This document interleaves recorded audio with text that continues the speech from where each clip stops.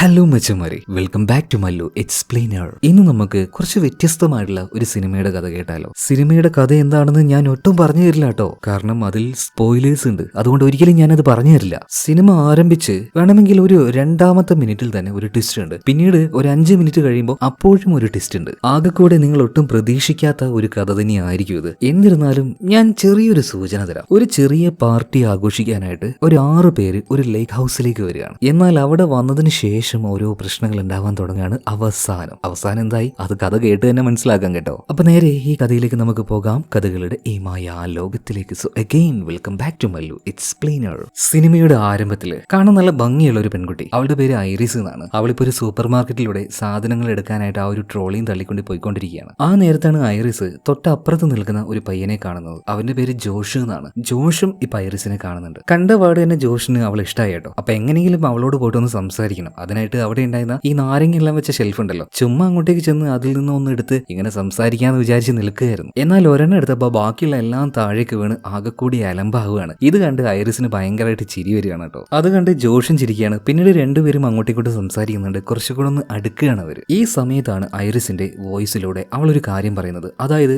എന്റെ ലൈഫിൽ ഏറ്റവും സന്തോഷമുണ്ടായ 2 നിമിഷങ്ങളാണ്. ഒന്ന്, ഞാൻ ആദ്യമായിട്ട് ജോഷിനെ കണ്ട ദിവസം. രണ്ടാമത്തേത്, ഞാൻ ജോഷിനെ കൊന്ന ദിവസം. ഇത് കേട്ടപ്പോൾ നിങ്ങളൊന്ന് ഞെട്ടിയോ? ഞാനും ഒന്ന് ഞെട്ടി കേട്ടോ. അല്ല, എന്തിനായിരിക്കും ജോഷിനെ ഐറിസ് കൊന്നിട്ടുണ്ടാവുക? അതിന്റെ പിന്നിൽ മറ്റെന്തെങ്കിലും കാരണങ്ങൾ ഉണ്ടാവില്ലേ? എന്തായാലും അത് നമുക്ക് മുന്നോട്ടേക്ക് പോകുമ്പോൾ മനസ്സിലാക്കാം. എന്തായാലും അന്ന് ആ ഒരു സൂപ്പർ മാർക്കറ്റിൽ വെച്ച് കണ്ടതിന് ശേഷം ഐറിഷും ജോഷും എല്ലാ രീതിയിലും അടുക്കുകയാണ്. കുറച്ച് ദിവസങ്ങൾ കടന്നുപോയി. അങ്ങനെ ഇവർ രണ്ടുപേരും കൂടെ ഇപ്പൊ ഒരു സ്ഥലത്തേക്ക് പോവാണ്. അതായത് ജോഷിന്റെ ഒരു കൂട്ടുകാരനുണ്ട്, സെർജി, ഒരു റഷ്യക്കാരനാണ്. അവന്റെ റിവർ ഹൗസിൽ വെച്ച് എന്തോ ഒരു പാർട്ടി നടക്കുകയാണ്. സോ ആ പാർട്ടി നടക്കുന്ന സ്ഥലത്തേക്കാണ് ഐറിസും ജോഷും പോകുന്നത്. എന്നാൽ അങ്ങോട്ടേക്ക് പോകുമ്പോൾ മാപ്പും കാര്യങ്ങളൊന്നും മര്യാദക്ക് വർക്കാവുന്നില്ല. എന്തായാലും അവസാനം ഇപ്പോ അവിടേക്ക് എത്തുകയാണ് കേട്ടോ. പിന്നീട് കാറിൽ ഇറങ്ങി ആ വീട്ടിലേക്ക് കയറാൻ നിൽക്കുന്ന സമയത്ത് ഐറിസ് പറയണ, ജോഷെ ഞാൻ വരണോ? ഞാൻ വണ്ടിയിൽ ഇരുന്നാൽ പോരെ? വെറുതെ അങ്ങോട്ടേക്ക് വന്നിട്ട് ഞാൻ എന്തെങ്കിലും അബദ്ധം പറഞ്ഞാൽ എല്ലാവരും എന്നെ കളിയാക്കും, അവർക്ക് എന്നെ ഇഷ്ടപ്പെടുകയൊന്നുമില്ല. അപ്പൊ ജോഷ് പറയണത്, നീ പേടിയൊന്നും വേണ്ട, എല്ലാവർക്കും നിന്നെ ഇഷ്ടമാണ്, നീ ഉള്ളിലേക്ക് വാ. പക്ഷെ അവൾക്ക് ആ ക്യാറ്റിന് എന്നെ ഇഷ്ടമില്ല എന്ന് പറയാണ്. അപ്പൊ ജോഷ് പറയണ്, എടി നീ അവളുടെ കാര്യം നോക്കണ്ട, ക്യാറ്റ് അങ്ങനെയാണ്, അവൾക്ക് ആരും ഇഷ്ടമില്ല,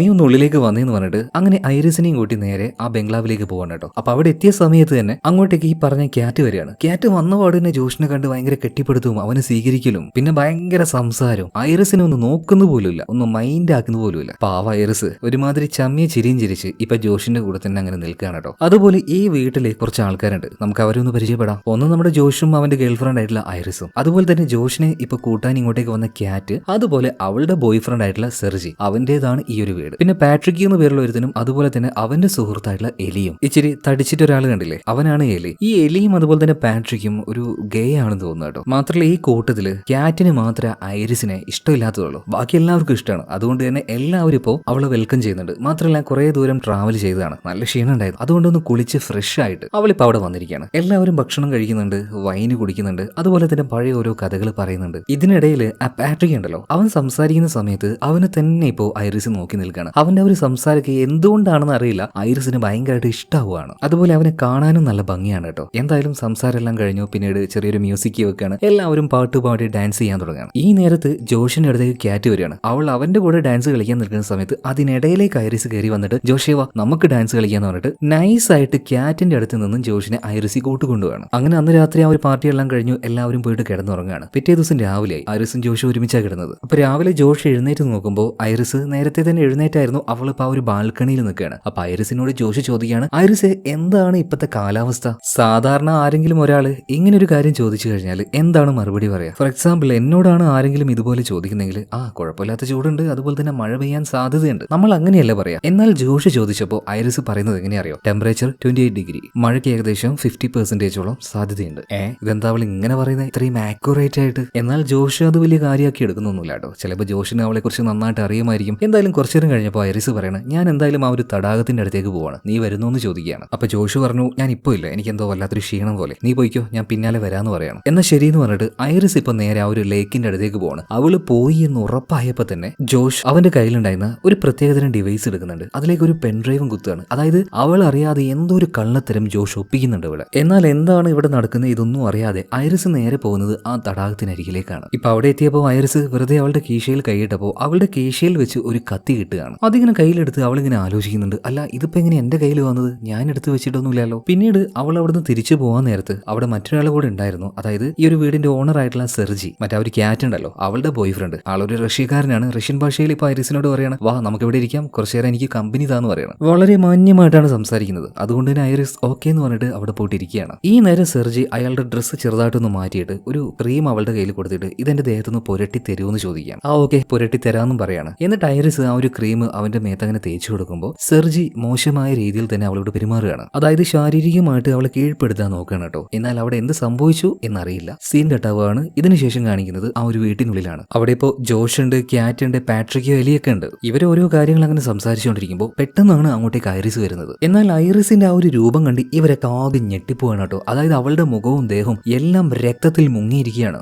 എന്താ പറ്റിയെന്ന് ചോദിച്ചപ്പോൾ അവളൊന്നും മിണ്ടാതിരിക്കുകയാണ്. അതേ സമയത്തിന് ക്യാറ്റിന് മനസ്സിലായി സെർജി അവൻ എന്തോ പറ്റിയിട്ടുണ്ട്. അതുപോലെ തന്നെ അവളുടെ ബോയ് ഫ്രണ്ട് ആണല്ലോ, അവനെന്താ പറ്റിയെന്ന് പറഞ്ഞിട്ട് ഇപ്പൊ നിലവിളിച്ചുകൊണ്ട് തന്നെ ക്യാറ്റ് നേരെ അങ്ങോട്ടേക്ക് ഓടുകയാണ്. ഇപ്പൊ ആകെ ടെൻഷനിലായ ജോഷും ഐറിസിനോട് അല്ല നീ എന്താ ചെയ്തത്, എങ്ങനെയാ നിന്റെ ദേഹത്ത് ബ്ലഡ് ഒക്കെ ആയതെന്ന് ചോദിക്കുമ്പോൾ ഐറിസ് കാര്യങ്ങൾ പറയാണ്. ഞാൻ അവനോട് സംസാരിക്കാനായിട്ട് അവിടെ ഇരിക്കുകയായിരുന്നു, പെട്ടെന്ന് അവൻ എന്നെ കടന്നു പിടിച്ചു. അതുകൊണ്ട് തന്നെ ഞാൻ അവനെ തള്ളി മാറ്റി അവിടെ ഉണ്ടായിരുന്ന ഒരു ബോട്ടിൽ വെച്ച് അവനെ അടിച്ചു. അതിന്റെ ദേഷ്യത്തിൽ അവൻ എന്നെ തള്ളിയിട്ട് റേപ്പ് ചെയ്ത് കൊല്ലാൻ നോക്കി. എനിക്കാകെ പേടിയായി. ആ നേരത്തെ എന്റെ കയ്യിലുണ്ടായിരുന്ന കത്തി ഉപയോഗിച്ച് ഞാൻ അവന്റെ കഴുത്തിന് കുത്തി അവനെ കൊന്നു കളഞ്ഞു. പക്ഷെ മനഃപൂർവ്വം ചെയ്തതല്ല. ഞാൻ മരിച്ചു പോയാൽ ഞാൻ എങ്ങനെ നിന്റെ കൂടെ ജീവിക്കും ജോഷെ? അത് ആലോചിച്ചപ്പോഴാണ് ഞാനത് ചെയ്തു പോയത്. എന്നാൽ ഇത് കേട്ട് കഴിഞ്ഞ പാട് തന്നെ ഐറിസിനോട് ജോഷ് ഒരു കാര്യം പറയാണ്. ഐറിസ് ഗോ ടു സ്ലീപ്പ്, ഉറങ്ങൂന്ന് പറയാണ്. ഇത് പറഞ്ഞ ഉടനെ തന്നെ ഐറിസിന്റെ കണ്ണുകൾ വെള്ള നിറത്തിലേക്ക് മാറുകയാണ്. അതുപോലെ അവൾ അങ്ങനെ അനങ്ങാതെ നിൽക്കുന്നുണ്ട്. ഇവിടെ വെച്ചാണ് ആ ഒരു ട്വിസ്റ്റ് നമ്മളെ കാണിക്കുന്നത്. അതായത് ഐറിസ് അവൾ ഒരു മനുഷ്യ സ്ത്രീയല്ല, അവൾ ഒരു റോബോട്ടാണ്. ഈ ഒരു കാര്യം നമ്മുടെ ജോഷിന്റെ കൂട്ടുകാരനായിട്ടുള്ള എലിക്കും അറിയാം. അപ്പൊ എലി വന്നിട്ട് ചോദിക്കുകയാണ്, ജോഷെ എന്താ ഇത്, ഒരു റോബോട്ട് ആളെ കൊല്ലുക എന്നൊക്കെ പറഞ്ഞാല്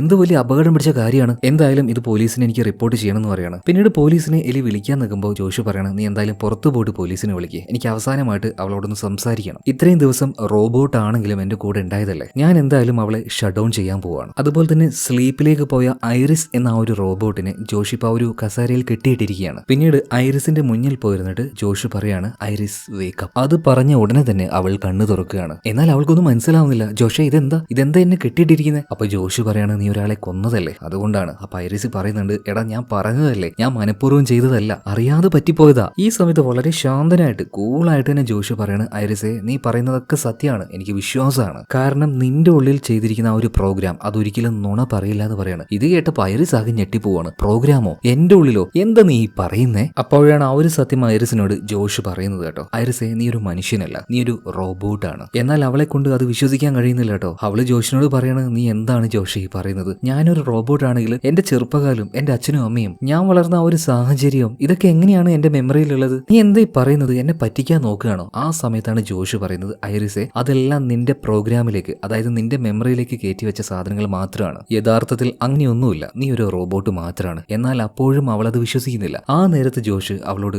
ഞാനൊരു തെളിവ് കാണിച്ചു തരാം, അപ്പൊ നീ വിശ്വസിക്കുന്ന പറയാണ്. ആ കാണിക്ക്, എന്താ തെളിവ്? അപ്പൊ തന്നെ ജോഷ് ചോദിക്കുകയാണ്, ഐറിസെ എന്താണ് ഇപ്പോഴത്തെ കാലാവസ്ഥ? ഐറിസ് പറയാണ്, ഏകദേശം 28 ഡിഗ്രി ടെമ്പറേച്ചർ, മഴ പെയ്യാൻ ഒരു 55% ചാൻസും ഉണ്ട്. ഇത് കേട്ടപാടിന് ജോഷ് പറയാണ്, ഒന്ന് ആലോചിച്ച് നോക്കിയേ, ഒരു മനുഷ്യനാണെങ്കിൽ ഇങ്ങനെയാണോ കാലാവസ്ഥയെ കുറിച്ച് പറയാ? ഇത്ര ആക്യുറേറ്റ് ആയിട്ട് മനുഷ്യരെ കൊണ്ട് പറയാൻ കഴിയില്ല. അതുകൊണ്ട് തന്നെ നീ ഒരു റോബോട്ടാണ്, അത് നീ മനസ്സിലാക്കണം. എന്നാൽ അപ്പോഴും ഐറിസ് അത് വിശ്വസിക്കുന്നില്ല. അപ്പൊ ജോഷ് പറയണം, ഐറിസെ നിനക്ക് സ്പാനിഷ് ഭാഷ അറിയോ? ഐറിസ് പറയണം, ഇല്ല, എനിക്ക് ഇംഗ്ലീഷ് മാത്രമേ അറിയുള്ളൂ. എന്നാൽ അതേ നേരം തന്നെ ജോഷ് കയ്യിലുണ്ടായിരുന്ന ഫോൺ പോലെയുള്ള എന്തോ ഒരു ഡിവൈസ് എടുത്ത് അതിൽ ലാംഗ്വേജ് സ്പാനിഷ് ആക്കുകയാണ്. അടുത്ത നിമിഷം മുതൽ ഐറിസ് സംസാരിക്കുന്നത് ഇംഗ്ലീഷ് അല്ല, സ്പാനിഷ് ആണ്. പിന്നീട് അത് കൊറിയൻ ആക്കുന്നുണ്ട്, ജാപ്പനീസ് ആക്കുന്നുണ്ട്. അതായത് ആ ഫോണിൽ ഓരോ ലാംഗ്വേജ് ആക്കുമ്പോഴും അത് ഐറിസിന് സംസാരിക്കാൻ കഴിയുന്നുണ്ട്.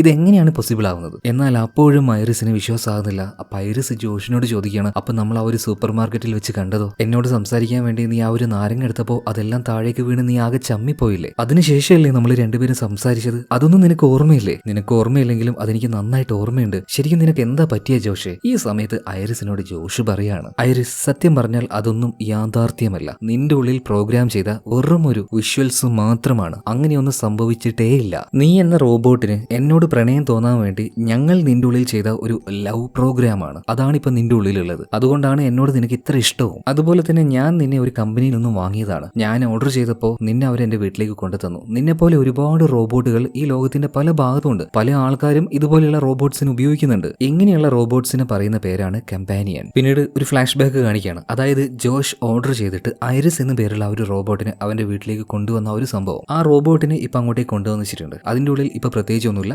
സീറോയാണ്, ഒരു പ്രോഗ്രാമും ചെയ്തിട്ടില്ല. ഇപ്പൊ ആ ഒരു കമ്പനിയുടെ ആള് പറയാണ്, ജോഷെ നിങ്ങൾക്ക് ഏത് രീതിയിൽ വേണം വേണമെങ്കിലും ഈ ഒരു റോബോട്ടിനെ കസ്റ്റമൈസ് ചെയ്യാം. അതിന് ഈ ഒരു ഡിവൈസ് മാത്രം മതി, ഒരു ഫോൺ പോലെയുള്ള എന്തോ ഒന്ന്. അതുപയോഗിച്ച് ഇത് സംസാരിക്കുന്ന ഭാഷ മാറ്റാം, അതിന്റെ കണ്ണിന്റെ കളർ മാറ്റാം, അതിന്റെ സ്വഭാവം മാറ്റാം. അതുപോലെ തന്നെ ഇതിന്റെ ഇന്റലിജൻസ് പെർസെന്റേജ് അതിപ്പോ ഒരു 40% വെച്ചിട്ടുള്ളൂ. അത് വേണമെങ്കിൽ 100% വരെ ആക്കാം. പക്ഷെ അങ്ങനെ ആക്കാൻ പാടില്ല എന്ന് ഗവൺമെന്റ് പറഞ്ഞിട്ടുണ്ട്. അത്രയും ഇന്റലിജൻസ് ഈ റോബോട്ട്സിന് കൊടുത്തു കഴിഞ്ഞാൽ അവർ ഓട്ടോമാറ്റിക് ആയിട്ട് സ്വയം ചിന്തിക്കാൻ തുടങ്ങും. അത് പിന്നെ നമുക്ക് പണിയാവും. എന്തായാലും നിനക്ക് വേണ്ട രീതിയിൽ ഇതിനെ കസ്റ്റമൈസ് ചെയ്തെന്ന് പറഞ്ഞിട്ട് ആ ഒരു കമ്പനിക്കാർ അവിടെ നിന്ന് പോവാണ്. ഇതിനുശേഷം ആ റോബോട്ടിന്റെ അരികിലേക്ക് ജോഷു പോയിട്ടിരിക്കുകയാണ്. അതായത് ലവ് പ്രോഗ്രാം ആക്ടിവേറ്റ് ചെയ്യണം എന്ന് പറയുമ്പോൾ ഐറിസ് എന്ന ആ ഒരു റോബോട്ട് പറയാണ് എന്റെ മുന്നിൽ വന്നിരിക്കുകയെന്ന്. പിന്നീട് ആ റോബോട്ടിന്റെ മുന്നിൽ ജോഷു പോയിരുന്ന സമയത്ത് അവന്റെ പേര് ചോദിക്കുകയാണ്. അപ്പൊ ജോഷു പറയാണ് ജോഷ്. ഇതിനുശേഷം അവന്റെ മുഖം ഫുള്ളായിട്ട് തന്നെ ആ ഒരു റോബോട്ട് സ്കാൻ ചെയ്യാണ്. അതിനുശേഷം അതൊരു ലവ് പ്രോഗ്രാം ആക്ടിവേറ്റ് ചെയ്യുന്നുണ്ട്. മാത്രമല്ല ഒരു ഫേക്ക് ആയിട്ടുള്ള മെമ്മറിയും അതിന്റെ ഉള്ളിൽ ക്രിയേറ്റ് ചെയ്യാണ്. അതായത് ഐറിസ് എന്ന ഒരു വ്യക്തിയെ തന്നെ ഉണ്ടാക്കിയെടുക്കുകയാണ്. അതിന്റെ ആ ഒരു ചൈൽഡ്ഹുഡ്, അച്ഛനമ്മ, അങ്ങനെ പല മെമ്മറീസും അത് ഫേക്ക് ആയിട്ട് തന്നെ ഉണ്ടാക്കിയെടുക്കുകയാണ്. അടുത്ത നിമിഷം തന്നെ അവൾ പൂർണ്ണമായിട്ടും ഒരു മനുഷ്യനെ പോലെ പെരുമാറാൻ തുടങ്ങുകയാണ്. എന്നാൽ ആ ഒരു പ്രോഗ്രാം ആക്റ്റീവ് ആയതിനു ശേഷം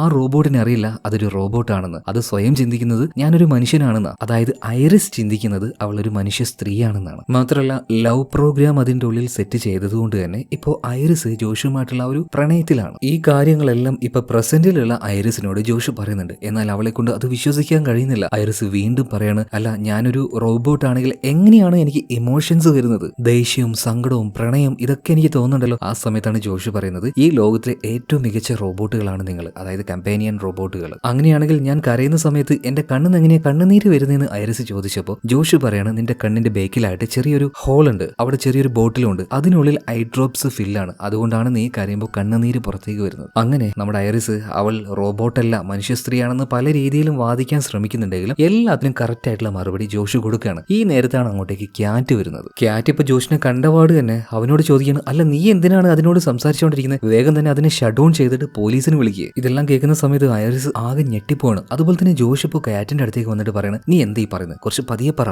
എന്തായാലും നമ്മൾ അവളെ ഷട്ട് ഡൗൺ ചെയ്യാൻ പോവാണ്. അപ്പൊ അതിനു മുന്നേ ഒന്ന് ക്ഷമ ചോദിച്ചതാണ്. അപ്പൊ ക്യാറ്റ് പറയണം, ക്ഷമ ചോദിക്കുക ഈ റോബോട്ടിനോടോ, നിനക്ക് എന്താ വട്ടാണോ? ഈ സമയം ജോഷു പറയണേ, ക്യാറ്റെ നീ ഇങ്ങനെ ടെൻഷൻ ആവല്ലേ, എല്ലാം നമ്മൾ വിചാരിച്ചതുപോലെ തന്നെ നടന്നില്ലേ? യെസ്, നമ്മൾ വിചാരിച്ചതുപോലെ തന്നെ കാര്യങ്ങൾ നടന്നു എന്ന് ക്യാറ്റ് പറയാണ്. പിന്നീട് അവർ രണ്ടുപേരും കെട്ടിപ്പിടിച്ച് നിൽക്കുകയാണ്. ഇതേ നേരം തന്നെ ഐറിസിനെ ആ ഒരു ചെയറിൽ കെട്ടിയിട്ടിരിക്കുകയായിരുന്നല്ലോ. അവൾ എങ്ങനെയൊക്കെയോ നിലത്തേക്ക് വീണ് പതിയെ പതിയെ എഴഞ്ഞു പോയി നിലത്തുണ്ടായിരുന്ന കത്തി ഉപയോഗിച്ച് അവളുടെ ആ ഒരു കെട്ടുകൾ അഴിക്കുകയാണ്. ഇതേ നേരം അവളുടെ അടുത്തേക്ക് വന്നിട്ട് ജോഷു പറയണം, നിനക്ക് അങ്ങനെ രക്ഷപ്പെടാനൊന്നും പറ്റില്ല. എന്നാൽ ഓൾറെഡി ഐറിസ് അവളുടെ ആ ഒരു കെട്ടുകൾ അഴിച്ചായിരുന്നു. എന്തായാലും കൈ ഫ്രീ ആയപ്പോൾ തന്നെ ജോഷിന്റെ താടിയലിനിട്ട് ഒരേറ്റ അടി കൊടുക്കുകയാണ് കേട്ടോ. അവൻ അവിടെ വീണുപോയി. പിന്നീട് ഈ ഐറിസിനെ കൺട്രോൾ ചെയ്യുന്ന ആ ഒരു റിമോട്ട് അല്ലെങ്കിൽ ആ ഒരു ഡിവൈസ് അത് എടുത്തുകൊണ്ട് നേരെ ഐറിസ് പോകുന്നത് ക്യാറ്റിന്റെ അടുത്തേക്കാണ്. ഐറിസിന്റെ ആ ഒരു വരവ് കണ്ടപ്പോൾ തന്നെ ക്യാറ്റ് ആകെ പേടിച്ചു പോവാണ്. എന്നാൽ അവളെ ഐറിസ് ഒന്നും ചെയ്യുന്നില്ല. ഐറിസ് ഇപ്പോൾ ക്യാറ്റിനോട് പറയാണ്, അടികൊണ്ട് അവൻ ബോധം കെട്ട് കിടക്കാണ്, അവൻ എന്തായാലും നീ ആശുപത്രിയിലേക്ക് എത്തിക്കണം, ഞാൻ ഇവിടുന്ന് രക്ഷപ്പെട്ടു പോവാന്ന് പറഞ്ഞിട്ട് ഐറിസ് ആ ഒരു ഡിവൈസ് എടുത്തുകൊണ്ട് പുറത്തേക്ക് ഓടുകയാണ് കേട്ടോ. ഇതേ നേരം തന്നെ പുറത്ത് പാട്രിക്കും ഉണ്ട് എലിയും ഉണ്ട്. ഇവർ രണ്ടുപേരും പോലീസിനെ വിളിച്ച് കാര്യങ്ങൾ പറഞ്ഞിട്ടുണ്ട്. ഇതുപോലെ ഒരു റോബോട്ട് ഇവിടെ ഉണ്ടായിരുന്ന ഒരാളെ കൊന്നു എന്ന് പറഞ്ഞിട്ട്. എന്നാൽ ആ സമയത്താണ് കയ്യിൽ ആ ഒരു ഡിവൈസും വെച്ച് നമ്മുടെ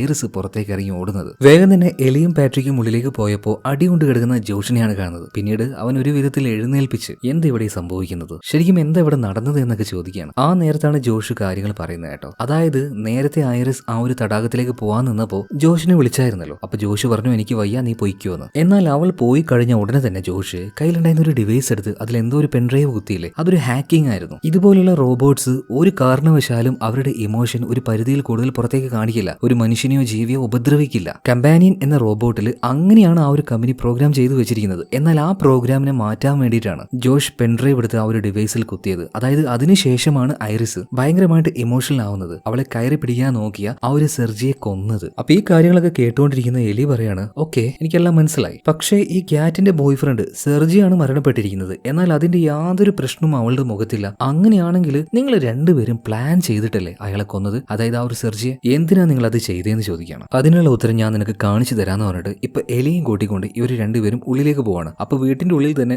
സെർജിയുടെ വലിയൊരു ഫോട്ടോ ഉണ്ടായിരുന്നു. ആ ഫോട്ടോ എടുത്ത് മാറ്റുമ്പോൾ അതിന്റെ പിന്നിലായിട്ട് ഒരു ലോക്കർ ഉണ്ടായിരുന്നു, അതിനൊരു നമ്പർ ഉണ്ടായിരുന്നു. എന്നാൽ സെർജിയുടെ ഗേൾഫ്രണ്ട് ആണ് ക്യാറ്റ്, അവൾക്ക് ആ ഒരു നമ്പർ അറിയായിരുന്നു. ആ നമ്പർ അടിച്ച് ആ ലോക്കർ അവർ തുറക്കുകയാണ്. തുറന്ന സമയത്ത് അതിനുള്ളിൽ നല്ല പവർഫുൾ ആയിട്ടുള്ള ഒരു പഴയ ഗണ്ണും ഉണ്ട്, അതുപോലെ തന്നെ ഇഷ്ടമാതിരി കാശും. അപ്പൊ ഇത് അടിച്ചു മാറ്റലായിരുന്നു ജോഷിന്റെയും ക്യാറ്റിന്റെയും ലക്ഷ്യം. എന്നാൽ ഇവർ ഈ ഒരു കാശ് അടിച്ചു മാറ്റി ഇവിടുന്ന് പോയിട്ടുണ്ടെങ്കിൽ ഉറപ്പായിട്ടും സെർജി ഇവർ രണ്ടുപേരെയും തേടി പിടിക്കും, പിന്നെ കൊല്ലുകയും ചെയ്യും. എന്നാൽ സെർജിയെ കൊന്നിട്ട് ആ ഒരു കാശ് എടുക്കാന്ന് വെച്ചാൽ എന്തായാലും പോലീസ് കേസ് അന്വേഷിക്കും, അവസാനം ഇവർ പിടിക്കപ്പെടും. എന്നാൽ ഒരിക്കലും പിടിക്കപ്പെടാത്ത രീതിയിലുള്ള ഒരു പ്ലാന് ജോഷിന്റെ കയ്യിലുണ്ടായിരുന്നു, അതായത് ഐറിസിനെ ഉപയോഗിക്കുക. സെർജി ഇരുന്ന ആ ഒരു തടാകത്തിന്റെ സൈഡിലേക്ക് ഐറിസിനെ ഒറ്റയ്ക്ക് വിട്ടതും അതുപോലെ തന്നെ അവളുടെ ആ ഒരു പ്രോഗ്രാം അറേഞ്ച് ആക്കിയതും എല്ലാം ആ ഒരു പ്ലാനിന്റെ ഭാഗമായിരുന്നു. എന്തായാലും അവളെ സെർജി കയറി പിടിച്ചു. അവളാണെങ്കിൽ അവനെ കൊല്ലുകയും ചെയ്തു. ഇവരുടെ പ്ലാൻ വർക്കൗട്ടായി. അതായത് പോലീസിന്റെ കേസ് അന്വേഷണം വരുമ്പോൾ അവനെ കൊന്നത് ഈ റോബോട്ട് ആണെന്നാണ് പോലീസുകാർ പറയുക, അല്ലെങ്കിൽ അവരങ്ങനെയാണ് കണ്ടെത്തുക. ഓക്കെ, എന്തായാലും ജോഷിന്റെയും ക്യാറ്റിന്റെയും ആ ഒരു പദ്ധതി എലിക്ക് മനസ്സിലായല്ലോ. അതുകൊണ്ട് തന്നെ എലി പറയാണ്, എന്തായാലും ഇവിടുന്ന് കിട്ടുന്ന ഈ കാശുണ്ടല്ലോ അത് നമുക്ക് ഷെയർ ആക്കണം. അപ്പൊ ജോഷ് പറയണം, ഓക്കെ നമുക്കത് 3 ഷെയർ ആക്കാം. അപ്പൊ എലി പറയാണ്, 3 പോരല്ലോ, എന്റെ കൂടെ ഒരുത്തനും കൂടി ഇല്ലേ പാട്രിക്ക്, അവനും ഒരു ഷെയർ വേണമെന്ന് പറയണം. ഈ സമയത്ത് ജോഷ് പറയണം, അല്ല എലി, നമ്മൾ മനുഷ്യർക്ക് മാത്രം പണം ഷെയർ ആക്കി എടുത്താൽ പോരെ, റോബോട്ട് ആയിട്ടുള്ള പാട്രിക്ക് അവൻ എന്തിനാണ് കാശ്? ഇത് കേട്ട പാടിന് വേഗം പാട്രിക്കിന്റെ അടുത്തേക്ക് എലി ചെല്ലുകയാണ്. എന്നിട്ട് അവനോട് പറയാണ്, പാട്രിക് ഗോ ടു സ്ലീപ്. എലി അങ്ങനെ പറഞ്ഞ പാട് തന്നെ പാട്രിക്കിന്റെ കണ്ണുകൾ പെട്ടെന്ന് വെള്ള നിറത്തിലേക്ക് വരികയാണ്. അതുപോലെ തന്നെ അവനിപ്പോ കണ്ണടച്ച് നിൽക്കുകയാണ്. അതായത് എലിയുടെ കൂടെ ഉണ്ടായിരുന്ന പാട്രിക്ക് അവനും ഒരു റോബോട്ട് ആയിരുന്നു. അതായത് നിങ്ങൾക്കൊരു കാര്യം ഓർമ്മയുണ്ടോ, പാർട്ടിയിൽ പങ്കെടുക്കുന്ന സമയത്ത് ഐറിസ് വല്ലാതെ തന്നെ പാട്രിക്കിന്റെ ആ ഒരു സംസാരത്തിൽ അട്രാക്ട് ആയി പോയായിരുന്നു. കാരണം അവനും ഒരു റോബോട്ടാണ്, ഐറിസും ഒരു റോബോട്ടാണ്. അതുകൊണ്ടാണ് അവന്റെ ആ ഒരു ആറ്റിറ്റ്യൂഡും സംസാരമൊക്കെ ഐറിസിന് ഇഷ്ടമായത്. ഓക്കെ, എന്തായാലും ഇപ്പൊ എലി പറയാണ്, ശരി 3 ഷെയർ ആക്കാം. എന്തായാലും $12 മില്യൺ ഉണ്ടല്ലോ, ഒരാൾക്ക് $4 മില്യൺ വെച്ച് കിട്ടും. അത് തന്നെ വലിയൊരു എമൗണ്ട് ആണ്. എന്നാൽ അതിന് മുന്നേ ആയിട്ട് ഇവരൊരു കാര്യം ചെയ്യണം. അതായത് രക്ഷപ്പെട്ട് കാട്ടിലേക്ക് ഓടിയ ഐറിസ് എന്ന ആ ഒരു റോബോട്ടിനെ ഇവരെങ്ങനെയെങ്കിലും പിടികൂടണം. അല്ലാതെ ഇവരുടെ പ്ലാൻ ഒന്നും വർക്കൗട്ട് ആവില്ല. ഇതിനുശേഷം കാണിക്കുന്നത് കാട്ടിലേക്ക് ഓടി രക്ഷപ്പെട്ട ഐറിസ് റോബോട്ടിനെയാണ്. ഐറിസ് എന്ന് ഞാൻ പറയുമ്പോൾ എപ്പോഴും നിങ്ങളൊരു കാര്യം മനസ്സിലാക്കണം, അവളൊരു റോബോട്ട് ആണെന്ന്. ഇടയ്ക്കിടയ്ക്ക് ഐറിസ് റോബോട്ട് എന്നിങ്ങനെ പറയണ്ടല്ലോ. എന്തായാലും കാട്ടിലേക്ക് ഓടി രക്ഷപ്പെട്ടു വന്ന ഐറിസിന്റെ കയ്യിൽ ഇപ്പൊ അവളെ കൺട്രോൾ ചെയ്യാൻ ഉപയോഗിക്കുന്ന ആ ഒരു ഡിവൈസ് ഉണ്ട്. അതിപ്പോ അവൾ കയ്യിലെടുക്കുകയാണ്. അതിലെ ആ ഒരു സെറ്റിംഗ്സും കാര്യങ്ങളൊക്കെ അവൾ നോക്കുകയാണ്. ആ ഡിവൈസ് ഉപയോഗിച്ച് അവളെ കസ്റ്റമൈസ് ചെയ്യാൻ കഴിയും. അവൾക്ക് വേണമെങ്കിൽ അവളുടെ കണ്ണുകൾ മാറ്റാം, കണ്ണിന്റെ നിറം മാറ്റാം, അതൊക്കെ അവൾ ചെയ്തു നോക്കുകയാണ്. അതുപോലെ തന്നെ അവളുടെ ശബ്ദവും മാറ്റാം. മാത്രമല്ല ഐറിസ് പിന്നെ മറ്റൊരു കാര്യം ചെയ്യാണ്. അതായത് ഈ ജോഷിന് വന്നിട്ട് വേണമെങ്കിൽ അവളോട് പറയാം ഗോ ടു സ്ലീപ്പ്. അപ്പൊ തന്നെ അവൾ മയങ്ങിപ്പോവും. അതൊരു വോയിസ് കമാൻഡ് ആണ്. ഒരിക്കലും ആ ഒരു വോയിസ് കമാൻഡ് അവൾ കേൾക്കാതിരിക്കാനായിട്ട് ആ ഓപ്ഷൻ ഓഫ് ആക്കി വെക്കുകയാണ്. അതുപോലെ ഇമ്പോർട്ടന്റ് ആയിട്ടുള്ള മറ്റൊരു ഓപ്ഷൻ ഉണ്ട്. അതായത് അവളുടെ ഇന്റലിജൻസ് പെർസെന്റേജ് അത് 40% അത് 100ലേക്ക് അവൾ കൂട്ടി വെക്കുകയാണ്. ഇതേ നേരം ഐറിസിനെ തേടിക്കൊണ്ട് അങ്ങോട്ടേക്ക് ജോഷും ക്യാറ്റും അതുപോലെ തന്നെ പാട്രിക്കും എലിയും വന്നിരിക്കുകയാണ്. ഇതുപോലെ 4 പേരും ഒരു ഭാഗത്തേക്ക് പോയിട്ട് കാര്യമില്ല, 2 ടീമായിട്ട് പിരിഞ്ഞ് തിരയാന്ന് തീരുമാനിക്കുകയാണ്. ഇതേ നേരം തന്നെ ഐറിസ് അവൾക്ക് എങ്ങനെയെങ്കിലും ഈ ഒരു കാട്ടിൽ നിന്നും രക്ഷപ്പെടണമല്ലോ. അപ്പൊ അതിനുള്ള ഓരോ വഴികളും അവൾ ആലോചിക്കുകയാണ്. അവളുടെ ഇന്റലിജൻസ് പെർസെന്റേജ് ഇപ്പോൾ 100% ആയതുകൊണ്ട് തന്നെ ഇനി എന്താണ് വരാൻ പോകുന്നതെന്ന് അവൾക്ക് ഏകദേശം ഗസ് ചെയ്യാൻ കഴിയും. അതായത് ഈ കോലത്തിൽ നേരെ റോട്ടിലേക്ക് പോയിട്ട് അതിലൂടെ നടന്ന് രക്ഷപ്പെടാൻ നോക്കിയാൽ ഉറപ്പായിട്ടും ജോഷും ടീമും വന്ന് അവളെ പിടിക്കും. അവരുടെ കയ്യിൽ വണ്ടി ഉണ്ടല്ലോ. ഇനി മറ്റൊരു ഓപ്ഷൻ, അതായത് അതിലൂടെ പോകുന്ന ഒരു വണ്ടിക്ക് കൈ കാണിച്ച് ലിഫ്റ്റ് ചോദിക്കുക. അത് പോസിബിൾ അല്ല. കാരണം അവളുടെ ദേഹത്ത് രക്തമുണ്ട്. രക്തം കണ്ടാൽ ആരും വണ്ടി നിർത്താൻ പോകുന്നില്ല. പിന്നെ ഈ കാട്ടിലൂടെ തന്നെ നടക്കുക, അതും അത്ര പോസിബിൾ അല്ല. കാരണം വഴി അറിയാതെ എത്ര ദൂരം എന്ന് വെച്ചിട്ടാണ് കാട്ടിലൂടെ ഇങ്ങനെ നടക്കുക. വല്ല കൊക്കയുടെ മുന്നിൽ പോയി പെട്ടിട്ടുണ്ടെങ്കിൽ അവിടുന്ന് രക്ഷപ്പെട്ടു പോകല് അത്ര എളുപ്പമല്ല. പിന്നെ ആ ഒരു ലേക്ക് ഹൗസ് അങ്ങോട്ടേക്ക് തന്നെ പോയാലോ? പക്ഷെ അങ്ങോട്ടേക്ക് പോയാൽ ജോഷിന്റെ കയ്യിൽ കിട്ടിയാൽ അവൻ അപ്പൊ തന്നെ അവളെ വെടിവെച്ച് കൊന്നുകളയും. പിന്നെ അവസാനമായിട്ട് മറ്റൊരു മാർഗ്ഗമുള്ളൂ. അതായത് ജോഷിന്റെ കയ്യിൽ ആ ഒരു ഡിവൈസ് ഈ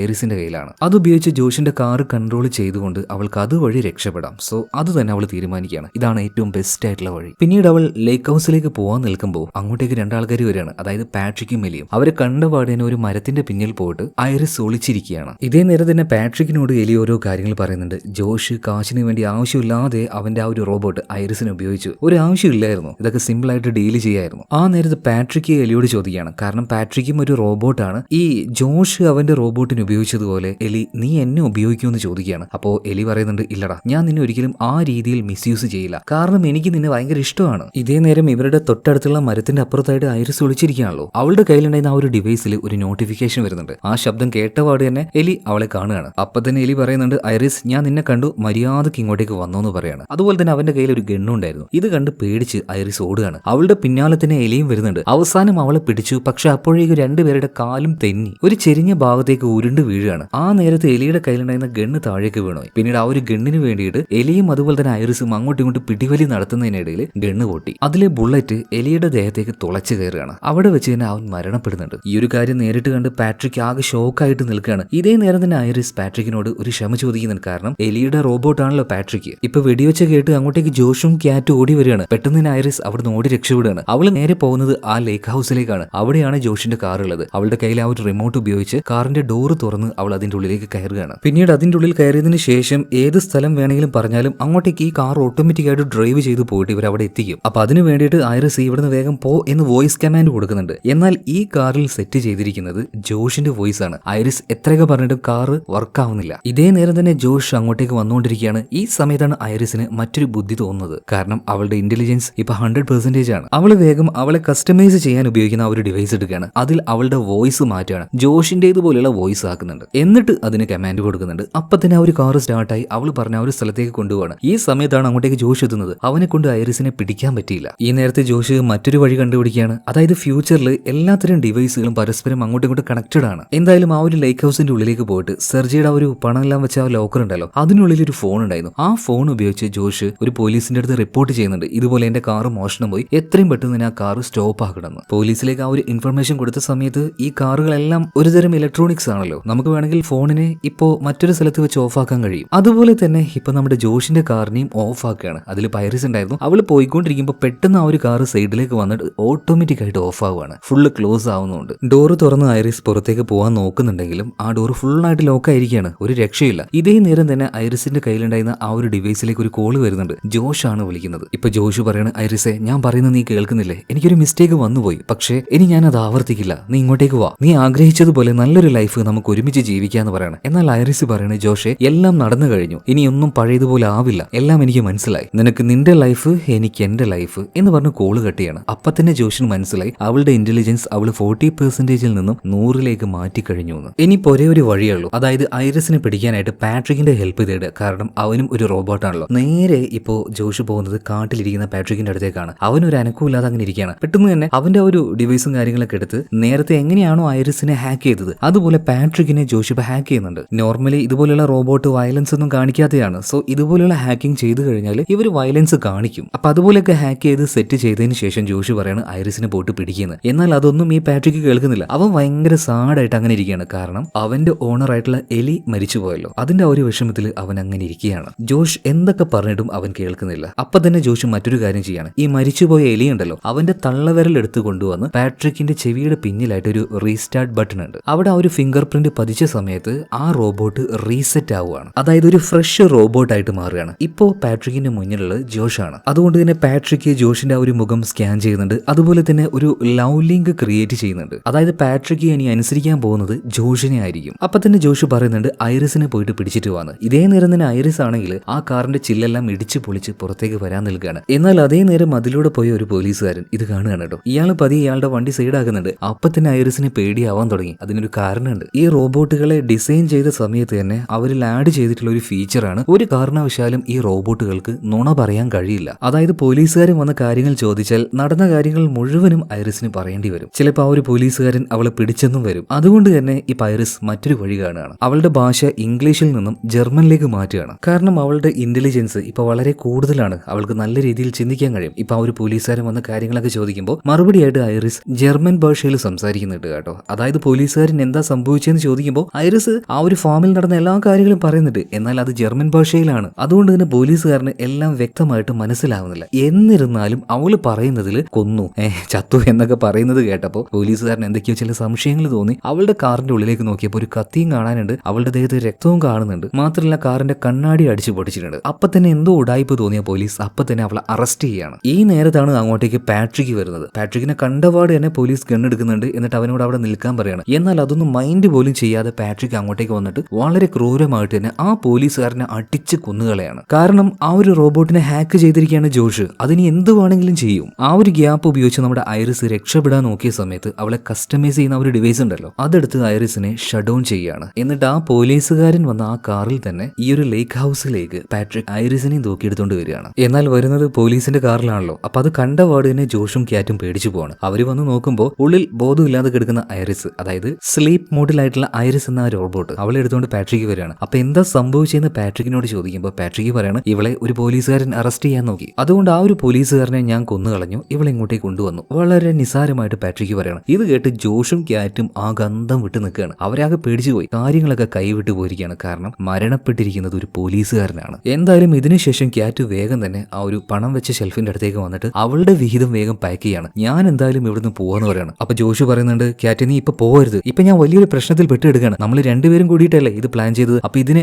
നമ്മൾ രണ്ടാളും തന്നെ നേരിടണം എന്ന ഒരു രീതിയിലും ക്യാറ്റ് അടുക്കുന്നില്ല കേട്ടോ. ഇല്ല, എനിക്ക് ഇത്രയും വലിയ പ്രശ്നത്തിൽ തലയിടാൻ വയ്യ, ഞാൻ പോവാന്ന് പറയാണ്. അവള് പോകും എന്ന് ഉറപ്പായപ്പോ ജോഷ് ഒരു കാര്യം ചെയ്യണം, പാട്രിക്ക് ക്യാറ്റ് പുറത്തേക്ക് പോകാൻ പാടില്ല, അവൾ ഉള്ളിൽ തന്നെ ഇരിക്കണം എന്ന് പറയണം. അതായത് പാട്രിക്ക് പോയിട്ട് ക്യാറ്റിനെ കെട്ടിയിടും എന്നാണ് ജോഷ് വിചാരിച്ചത്. എന്നാൽ പാട്രിക്ക് ചെയ്ത് എന്താണെന്നറിയോ, ഒരു കത്തി എടുത്ത് നേരെ പോയിട്ട് അവളങ്ങോട്ട് കുത്തി കൊന്നുകളയാണ്. മരിച്ചു കഴിഞ്ഞാൽ അവൾ വീട് വിട്ട് പുറത്തേക്ക് പോയില്ലല്ലോ, പണി പാളി എന്ന് പറയാലോ. അങ്ങനെ ഇപ്പൊ അവസാനം ജോഷ് ജോഷ് മാത്രമേ ജീവനോടെയുള്ളൂ. പിന്നെ ബാക്കിയുള്ള 2 റോബോട്ടുകളും പാട്രിക്കും ഐറിസും. എന്തായാലും കാര്യങ്ങളെ മാനേജ് ചെയ്യാൻ തന്നെ ജോഷ് തീരുമാനിക്കുകയാണ്. രാത്രിയായപ്പോ ഈ ജോഷിനുള്ള ഭക്ഷണമൊക്കെ ഉണ്ടാക്കുന്നത് പാട്രിക്കാണ്. അതുപോലെ തന്നെ ഐറിസിനെ സ്ലീപ്പ് മോഡിൽ നിന്നും ഓൺ ആക്കുകയാണ്. ഒരു ഡൈനിങ് ടേബിളിൽ അവളെ ഇരുത്തിയിട്ടുണ്ട്. മാത്രമല്ല ഒരു വിലങ്ങ് ഉപയോഗിച്ച് ആ ടേബിളിൽ അവളെ ലോക്ക് ചെയ്തിരിക്കുകയാണ്. അപ്പൊ സ്ലീപ്പ് മോഡിൽ നിന്നും ഉണർന്ന പാടിന് ഐറിസ് ജോഷിനെ കണ്ട പാടിന് ചോദിക്കുന്നുണ്ട്, എന്തെവിടെ സംഭവിക്കുന്നേ, നീ എന്തെവിടെ ചെയ്തത്? അപ്പൊ ജോഷ് പറയാണ്, ഞാനല്ല, നീയാ ചെയ്തത്. 3 പേരെ നീ കൊന്നു കളഞ്ഞു. ആദ്യം ക്യാറ്റിന്റെ ബോയ് ഫ്രണ്ട് ആയിട്ടുള്ള സെർജി, പിന്നെ എലി, അവസാനം ക്യാറ്റിനെയും നീ കൊന്നു കളഞ്ഞു. നീ ഭയങ്കര വയലന്റ് ആണ് കേട്ടോ ഐറിസ്. എന്നാൽ ഇതേ നേരം തന്നെ ഐറിസ് പറയണ, ജോഷെ നീ ഒരുപാട് നുണ പറയുന്നുണ്ട്, നീ എന്തൊക്കെയോ ഇവിടെ പ്ലാൻ ചെയ്തിട്ടുണ്ട്. ഇത് കേട്ടപ്പോ ജോഷ് അങ്ങനെ ചിരിച്ചുകൊണ്ട് പറയാണ്, അതെ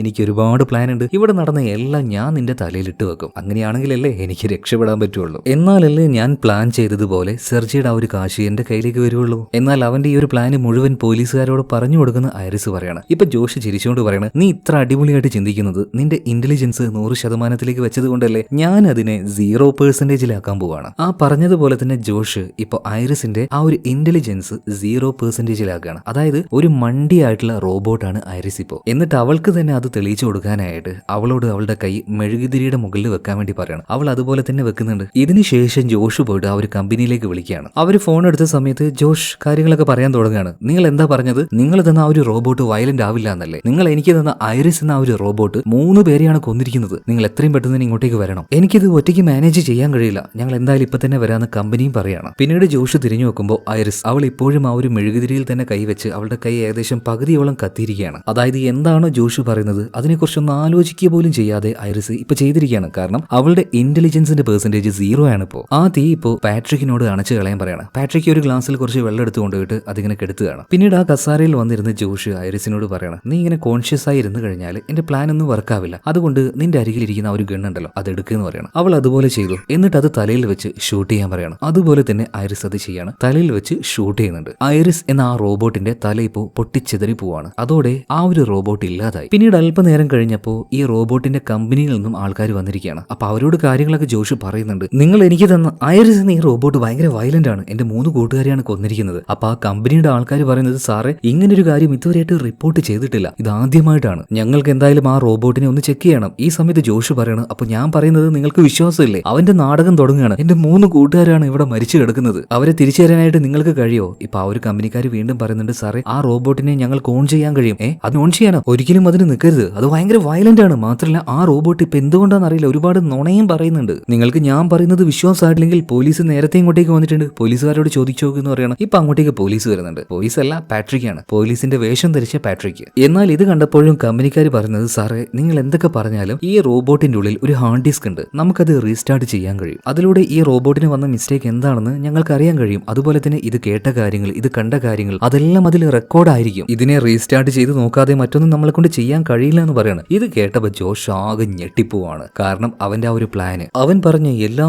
കാര്യങ്ങളും ഐറിസ് കേട്ടിട്ടുണ്ട്. ഈ കമ്പനി എങ്ങാനും അത് മുഴുവൻ റിക്കവർ ചെയ്തെടുത്തിട്ടുണ്ടെങ്കിൽ ജോഷ് എന്തായാലും പെടും. ഇപ്പൊ ആ ഒരു കമ്പനിക്കാരാണെങ്കിൽ തകർന്നു കിടക്കുന്ന ഐറിസിന്റെ ആ ഒരു റോബോട്ടിക് ബോഡി എടുത്തുകൊണ്ട് അവരുടെ വണ്ടിയിലേക്ക് കൊണ്ടുപോവാണ്. മാത്രമല്ല അതിന്റെ പിന്നിൽ വെച്ച് അതിനെ റീസ്റ്റാർട്ട് ചെയ്യാനുള്ള പ്രോഗ്രാമും അവർ ചെയ്യുന്നുണ്ട്. ഇതേ സമയത്ത് തന്നെ ജോഷ് ഇപ്പൊ പാട്രിക്കിനോട് പറയാണ്, അവർ ഇവിടുന്ന് പോയി കഴിഞ്ഞാൽ എനിക്കിട്ടുള്ള പണിയാവും അത്, അതുകൊണ്ട് 2 പേരെയും കൊന്നേക്കെന്ന് പറയണം. ഇതേ നേരം തന്നെ കമ്പനിയിൽ നിന്ന് വന്ന ആ 2 ആൾക്കാർ നമ്മുടെ ഐറിസിനെ റീസ്റ്റാർട്ട് ചെയ്യാൻ വേണ്ടി വണ്ടിയുടെ വെഹിക്കിൽ വെച്ചിട്ട് ഇവർ വണ്ടി എടുത്ത് പോവാൻ നിൽക്കുമ്പോൾ തൊട്ടു മുന്നിൽ പാട്രിക്ക് വന്ന് നിൽക്കുകയാണ്. എന്നാൽ ആ ഒരു ഡ്രൈവർ ഉണ്ടല്ലോ, ഇയാള് സൂക്ഷിച്ച് നോക്കിയ സമയത്ത് ഇയാൾക്ക് പെട്ടെന്ന് ഓർമ്മ വന്നു, അല്ല ഇത് നമ്മൾ അന്ന് സെയിൽ ചെയ്ത പാട്രിക് എന്ന് പറഞ്ഞ ആ ഒരു റോബോട്ടല്ലേ. പറഞ്ഞു തീർന്നില്ല, അപ്പൊ തന്നെ പാട്രിക് ഇയാളെ വെടിവെച്ച് കൊന്നുകളയാണ്. ഇത് കണ്ട് പേടിച്ചു പോയ മറ്റേ ആള് വണ്ടിയിൽ നിന്ന് പുറത്തേക്ക് ഇറങ്ങി ചാടി ഓടി രക്ഷപ്പെടുകയാണ്. അവന്റെ പിന്നാലെ തന്നെ ചെന്ന് അവനിപ്പോ പാട്രിക് പിടിക്കുന്നുണ്ട്. ഈ സമയത്ത് തന്നെ റീസ്റ്റാർട്ട് ചെയ്യാൻ വെച്ച ഐറിസ് അവള് കണ്ണു തുറക്കുകയാണ്. അവളുടെ കോൺഷ്യസ്നെസ് അത് അവൾക്ക് ഇപ്പൊ തിരിച്ചു കിട്ടി. അവള് നേരെ പോകുന്നത് ഇപ്പൊ ഇവിടുന്ന് ഓടി രക്ഷപ്പെട്ട ആ ഒരു കമ്പനിയുടെ ഭാഗത്തുള്ള ആളുണ്ടല്ലോ അയാളെ രക്ഷിക്കാനാണ്. പിന്നീട് പാട്രിക്കിന്റെ കയ്യിൽ നിന്നും അയാളെ ഐറിസ് രക്ഷപ്പെടുത്തി. പിന്നീട് പാട്രിക്കിനെ എതിരിടാൻ നോക്കുന്നുണ്ടെങ്കിലും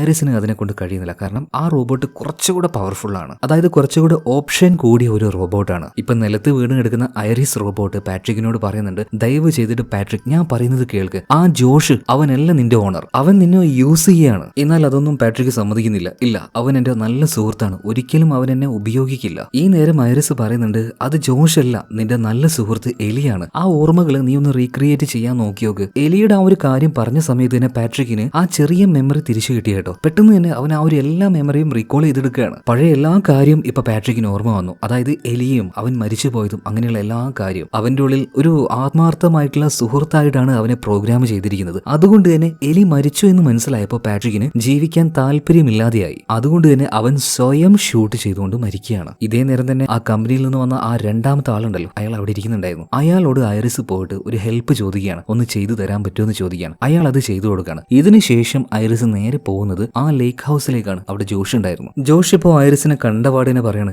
എന്താണ് ഐറിസെ, കമ്പനിക്കാർ നിന്നെ റീസ്റ്റാർട്ട് ചെയ്തെടുത്തല്ലേ, എന്താണ് നിന്റെ നടത്തത്തിലും ഭാവത്തിലേക്ക് ഒരു വ്യത്യാസം, എന്നെ കൊല്ലാനാണോ നിന്റെ പദ്ധതി എന്ന് ചോദിക്കുകയാണ്. എന്നാൽ ഐറിസ് ഒന്നും പറയുന്നില്ല. എന്നാൽ ജോഷ് പറയണേ, ഞാൻ ഇപ്പൊ തന്നെ നിന്നെ ശരിയാക്കി തരാന്ന് പറഞ്ഞിട്ട് ആ ഡിവൈസ് എടുത്ത് അവളെ സ്ലീപ്പിംഗ് മോഡിലേക്ക് കൊണ്ടുപോകാൻ നോക്കുകയാണ്. എന്നാൽ എന്തൊക്കെ ചെയ്തിട്ടും ഐറിസ് സ്ലീപ്പിംഗ് മോഡിലേക്ക് പോകുന്നില്ല. അതായത് നേരത്തെ ആ ഒരു കമ്പനിയുടെ ഭാഗത്തു നിന്ന് വന്ന ആളുണ്ടല്ലോ, അയാളോട് ഐറിസ് ചോദിച്ച സഹായം എന്താന്ന് വെച്ചാൽ പുറത്തു നിന്നുള്ള ഒരു ഡിവൈസ് ഉപയോഗിച്ചും എന്നെ കൺട്രോൾ ചെയ്യാൻ പറ്റാത്ത രീതിയിൽ എന്നെ മാറ്റി തരാനാണ്. അയാൾ അതുപോലെ തന്നെ ചെയ്തു കൊടുക്കുകയും ചെയ്തു കേട്ടോ. അതുകൊണ്ട് തന്നെ ജോഷിന് ഇവിടെ വെച്ച് അവന്റെ കയ്യിൽ ആ ഒരു ഡിവൈസ് ഉപയോഗിച്ച് ഐറിസിനെ കൺട്രോൾ ചെയ്യാൻ കഴിയുന്നില്ല. അപ്പൊ ജോഷ് പറയാണ്, കുഴപ്പമില്ല, ഈ ഡിവൈസ് ഉപയോഗിച്ചല്ലേ നിന്നെ ഇല്ലാതാക്കാൻ പറ്റാത്തത്, ആ പരിപാടി ഞാൻ എന്റെ കൈകൊണ്ട് ചെയ്തോളാം എന്ന് പറഞ്ഞിട്ട് ജോഷ് ഇപ്പോൾ ഐറിസ് എന്ന ആ റോബോട്ടിനെ എടുത്തിട്ട് അലക്കുകയാണ്. അവസാനം അതിനെ നശിപ്പിക്കാനായിട്ട് അതിന്റെ കഴുത്ത് പിടിച്ചു നിൽക്കുന്ന സമയത്ത് ഐറിസ് ഒരു ഷാർപ്പായിട്ടുള്ള ഒരു സാധനം എടുത്ത് ജോഷിന്റെ തലക്കിട്ട് ഒരൊറ്റ കുത്തു കൊടുക്കുകയാണ്. അതോടുകൂടിയിട്ട് ജോഷ് അവിടെ മരിച്ചു വീഴുന്നുണ്ട് കേട്ടോ. അതുപോലെ തന്നെ ഐറിസിനെ സഹായിച്ച കമ്പനിയുടെ ഭാഗത്തു നിന്ന് വന്ന ആ ആളുണ്ടല്ലോ, അയാളുടെ ദേഹത്തെ മുറിവുകൾ കാരണം അയാൾ മരിച്ചു പോവാണ്. സോ ഇവിടെ ഇപ്പോ ജീവനോടെ ഉള്ളത് ഐറിസ് മാത്രമാണ്. ജീവനോടെ എന്ന് പറയുമ്പോൾ അവളൊരു റോബോട്ടാണ്, അവൾ ജീവനോടെ എന്ന് പറയാൻ പറ്റില്ല. അവളിപ്പോ ഒരു ഓൺ മോഡിലാണ്, കോൺഷ്യസ്നെസ്സിലാണ്. എന്തായാലും ഇതെല്ലാം കഴിഞ്ഞപ്പോൾ ഐറിസ് ഒരു കാര്യം തീരുമാനിക്കുകയാണ്, ഒരു മനുഷ്യനെ പോലെ തന്നെ ജീവിക്കാനായിട്ട്. കാരണം അവളുടെ ഉള്ളിലെ പ്രോഗ്രാമിംഗ് അങ്ങനെയാണ്. പിന്നീട് അവൾക്ക് ആവശ്യമുള്ള സാധനങ്ങൾ അവിടെ നിന്ന് എടുത്തുകൊണ്ട് ഒരു സാധാരണ കാർ അവിടെ ഉണ്ടായിരുന്നു. ആ കാർ എടുത്തുകൊണ്ട് ഐറിസ് ഇവിടുന്ന് പോവാണ്. പോകുന്നതിന് മുന്നേ ആയിട്ട് പാട്രിക് ഉണ്ടല്ലോ, അവന്റെ ഉള്ളിൽ ആ ഒരു ഹാർഡ് ഡിസ്കും പൂർണ്ണമായിട്ടും നശിപ്പിച്ചു കളയാണ്. എന്നാൽ മാത്രമല്ലേ ഇവിടെ നടന്ന കാര്യം പുറം ലോകത്തുള്ള ആരും അറിയാതിരിക്കുള്ളൂ. എന്തായാലും മനുഷ്യനിർമ്മിതമായ ഐറിസ് എന്ന ആ ഒരു റോബോട്ട് ഇപ്പൊ ഒരു ഫ്രീ ബേർഡ് ആണ്. അവൾക്ക് ഇഷ്ടമുള്ളതുപോലെ ജീവിക്കാനായിട്ട് അവൾ ഈ ഒരു ലോകത്തിലേക്ക് ഇറങ്ങിത്തിരിക്കുകയാണ്. ഇത് കാണിച്ചുകൊണ്ട് സിനിമ ഇവിടെ തീരുകയാണ്. ഒരു വ്യത്യസ്തമായ അടിപൊളി കഥയല്ലേ. സംഭവം കേൾക്കുമ്പോൾ വളരെ നിസ്സാരമായിട്ട് തോന്നും, പക്ഷേ ഫ്യൂച്ചറിൽ ഇങ്ങനെയൊക്കെ നടക്കാനുള്ള സാധ്യതകളുണ്ട്. ആർട്ടിഫിഷ്യൽ ഇന്റലിജൻസ് ഒരു കാലത്ത് അവറ്റകൾ നമ്മളെ കീഴടക്കും. ആ കാര്യത്തിൽ എന്താണ് നിങ്ങളുടെ അഭിപ്രായം? തീർച്ചയായിട്ടും കമന്റ് ബോക്സിൽ നിങ്ങളുടെ അഭിപ്രായം പറയാം. അടുത്ത വീഡിയോയിൽ നമുക്ക് വീണ്ടും കാണാം. Okay, by.